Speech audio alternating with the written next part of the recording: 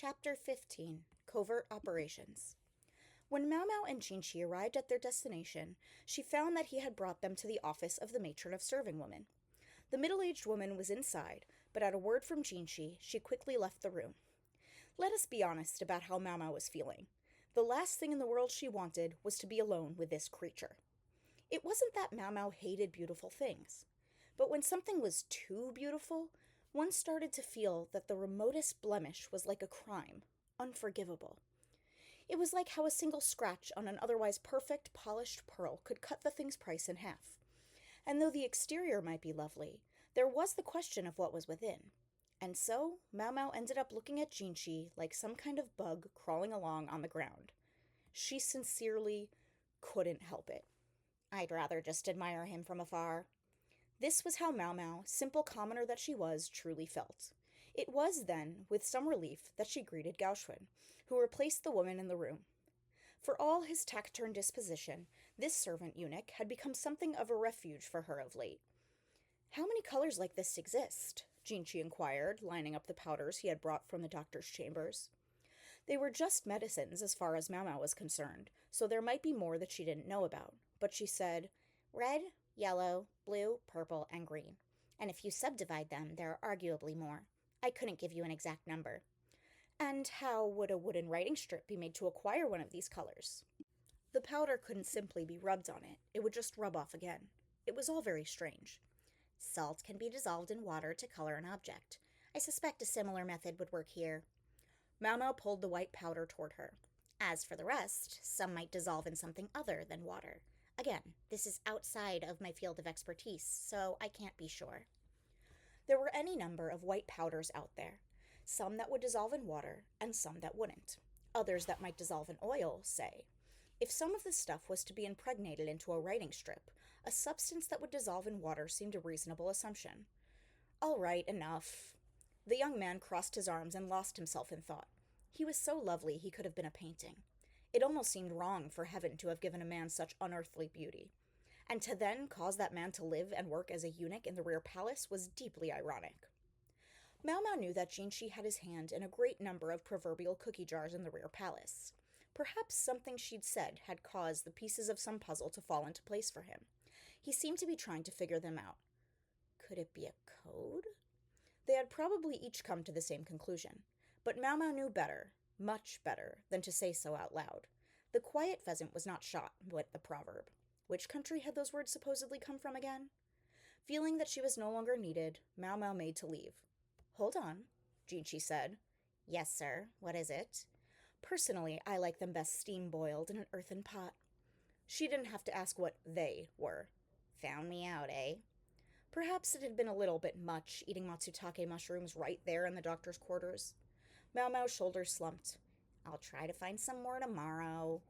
It seemed her agenda for the next day was set. She would be going back to the grove. When he heard the clack that assured him the door was shut fast, Jinchi gave a honeyed smile. His eyes, however, were hard enough to cut diamond. "Find anyone who recently suffered burns on their arms," he ordered his aide. "Start with anyone with their own chambers, and their serving women." Gaoxuan, who had been sitting silently as if waiting just for this, nodded. "As you wish, sir." He left the room, and the matron came back in his place. Jinchi did feel bad chasing her out every time he showed up. "I must apologize for constantly stealing your office out from under you." "Oh, heavens, not at all," the woman said, blushing like she was many years younger than she was. Jinchi made sure the ambrosiac smile was still on his face. This was how women were supposed to react to him. But on her, his looks were completely ineffective. Was this all his face could get him? Jinchi allowed himself the briefest purse of his lips before his smile returned, and he left the room. A pile of woven baskets, delivered by a eunuch, awaited Mau Mau when she got back to the Jade Pavilion. They sat in the living area, the ladies-in-waiting busily investigating the contents. She thought at first they might be a gift from His Majesty, or perhaps a care package from home, but they didn't quite look like either of those things. The clothing they contained was too plain to be something Consort Gyokyo might wear, and there were several duplicate outfits. From the way the other girls were holding the dresses up to themselves to check the length, Mau Mau surmised that they must be new uniforms. "Here, try this on," one of the other ladies-in-waiting, Yinghua, said, pushing one of the outfits at Mau Mau. It consisted of a plain overgarment above a light red skirt, while the sleeves were pale yellow and somewhat wider than usual. It wasn't silk, but it was an exceptionally fine brocade. "What's going on with these?" Mau Mau asked. The colors were subdued, as befitting a serving woman, but the design seemed eminently impractical. Mau Mau also frowned instinctively at the excessively open chest, something that had never featured on any of her other clothes. "What do you mean, what? These are our outfits for the garden party." "I'm sorry, the garden party?" Thoroughly insulated by the indulgences of the more experienced ladies-in-waiting, Mau Mau's only excursion outside of her regular regimen of food tasting and making medicine were going out to collect ingredients, chatting with Xiaolon, taking tea with the doctor, and so forth. As a result, she didn't hear much about what was going on among those over her head. Frankly, she had started to wonder if it was really acceptable for a person to make her living at a job that seemed this easy. Yinghua, somewhat amazed that she had to spell this out, explained to Mau Mau what was going on. Twice a year, a party was held in the imperial gardens. His Majesty, being without a proper queen as he was, would be accompanied by his concubines of the upper first rank, and they would be accompanied by their ladies-in-waiting. In the rear palace hierarchy, Gyokyo held the rank of Guifei, or precious consort, while Lihua bore the title Jianfei, wise consort. In addition to these women, there were two others, Defei, or virtuous consort, and the Shufei, or pure consort. These four comprised the upper first rank. Typically, only the virtuous and pure consorts would attend the winter garden party. But due to the birth of their children, Gyokyo and Lihua had both been absent from the most recent gathering, so this time all four would be present. "So all of them will be there?" "That's right! We have to be ready to put on a good show!" Yinghua was practically vibrating. Besides being the all-too-rare chance to get out of the rear palace, this gathering of all the most important consorts would double as the debut of Princess Lingli. Mau Mau was well aware that she couldn't beg off the party on the pretext of inexperience. Consort Gyokyo had far too few ladies-in-waiting already for her to do that. Besides, the services of a food taster would be seen as particularly important at such a public gathering. Mau Mau's intuition nagged at her. "It could be a bloodbath if we aren't careful." And her intuition had an annoying habit of being right. I think you'd better stuff that chest. I'll help you out a bit around the butt, too. Sound okay?" "I leave the matter in your capable hands." A certain voluptuousness was the standard of beauty here, which unfortunately meant Mau Mau's natural shape was somewhat wanting, a point Yinghua made inescapably clear. She was busy cinching belts and checking fits. "You'll have to make yourself up, too. You could at least bother to hide your freckles every once in a while." Yinghua gave Mau Mau a naughty little grin, and we need hardly say that Mau Mau replied with a scowl. Mau Mau was somewhat disheartened when Hongyang filled her in on how things would go at the party. The head lady-in-waiting, who had been at the previous year's spring event, heaved a sigh and said, "I was so looking forward to not having to deal with it this year." When Mau Mau inquired whether there was anything particularly bad about it, Hongyang explained that there was simply nothing to do. The ladies-in-waiting just stood around the entire time. There would be a dance performance after dance performance, and then singing accompanied by two stringed erhu, then food would be presented and eaten, and then the girls would exchange forced smiles and pleasantries with the various officials in attendance. And all of it outdoors, where they would be exposed to the blowing, dry wind. The gardens were expansive, a testament to His Majesty's power. Even a quick visit to the toilet could take upwards of 30 minutes, and if His Majesty, the true guest of honor, remained resolutely seated, his consorts would have no choice but to stay sitting as well. "Sounds like I'm going to need an iron bladder," Mau Mau thought. If the spring party had been as much trouble as all that, how much worse would it be in winter?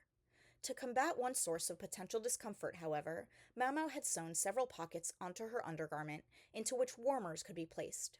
She also minced ginger and tangerine rinds, boiling them with sugar and fruit juice to produce candy.